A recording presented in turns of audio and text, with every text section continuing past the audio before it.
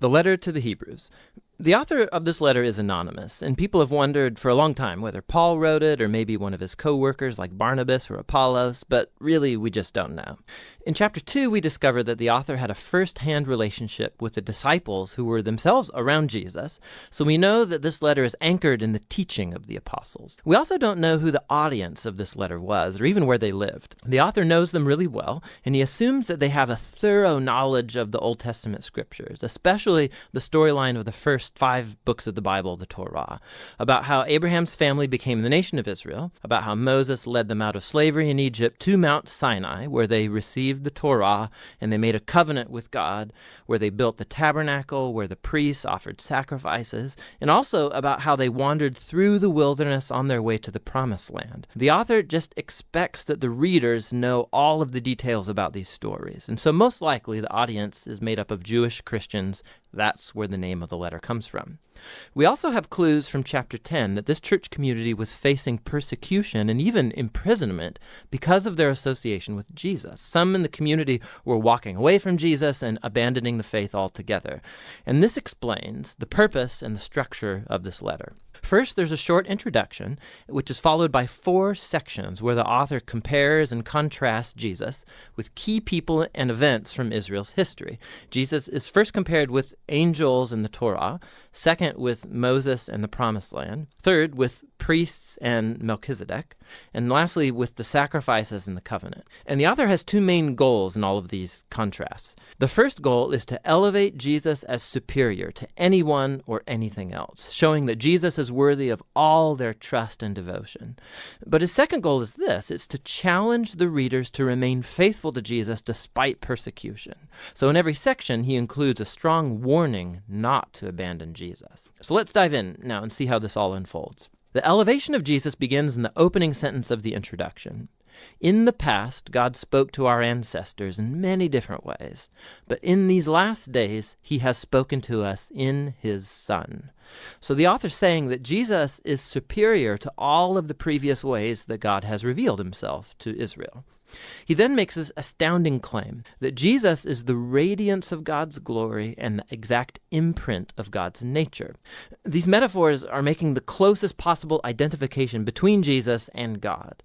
So Jesus is what the rays of light are to the sun, or Jesus is what the wax impression is to the signet ring. For this author, there is no God apart from Jesus. Jesus is God become human as the Son. And it's this elevated view of Jesus that's then explored throughout the rest of the letter.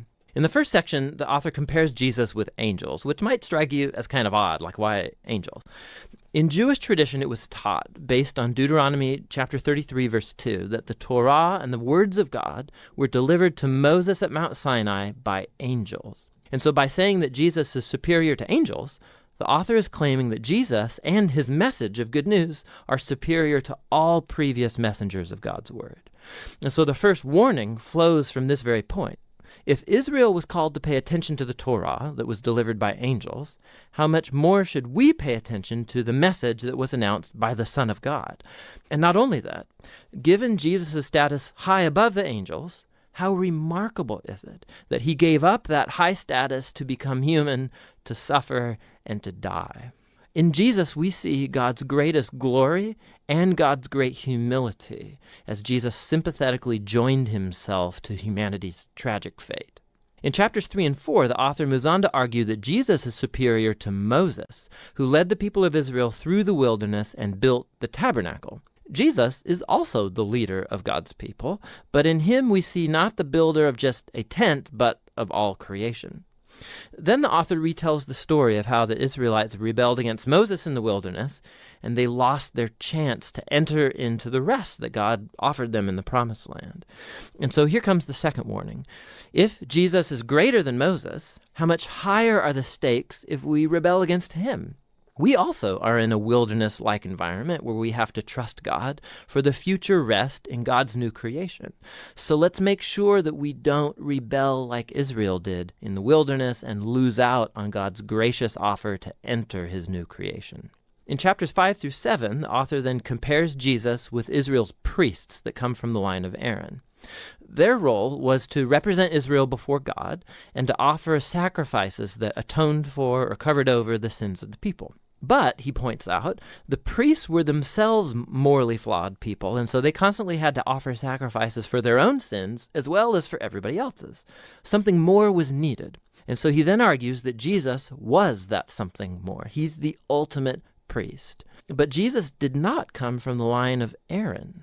Rather, Jesus was a priest in the order of Melchizedek, that mysterious priest king from ancient Jerusalem, and he appears in the stories about Abraham. We also find in Psalm 110 that the Messianic king from the line of David will be a priest in the order of Melchizedek. So the author's whole point is this.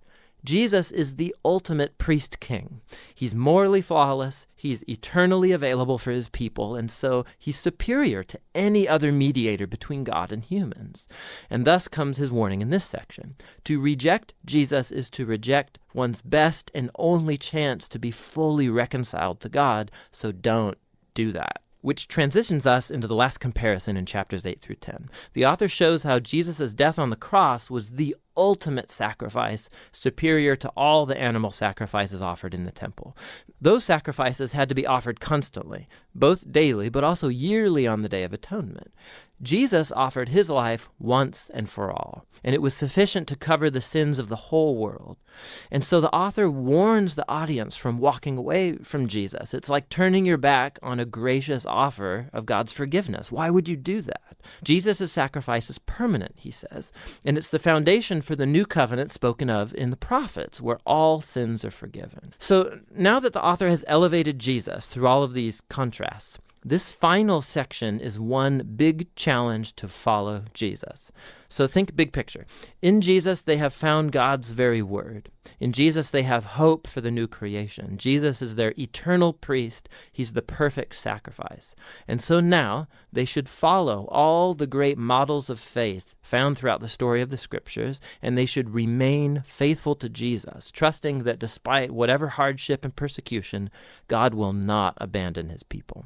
That's the basic flow of thought throughout the letter, which the author calls right here at the very end a brief word of exhortation. Here's a couple of extra tips for reading this letter. Whenever the author quotes from the Old Testament scriptures, which is like every other sentence, stop and go look up the reference and read that quotation in its original context. And sometimes you'll be puzzled, but more often you'll see all kinds of extra cool connections that you would never notice otherwise. It's totally worth the effort. You should also just know that these warning passages, they're going to make you uncomfortable, and that's kind of the point. They're not there to make you afraid.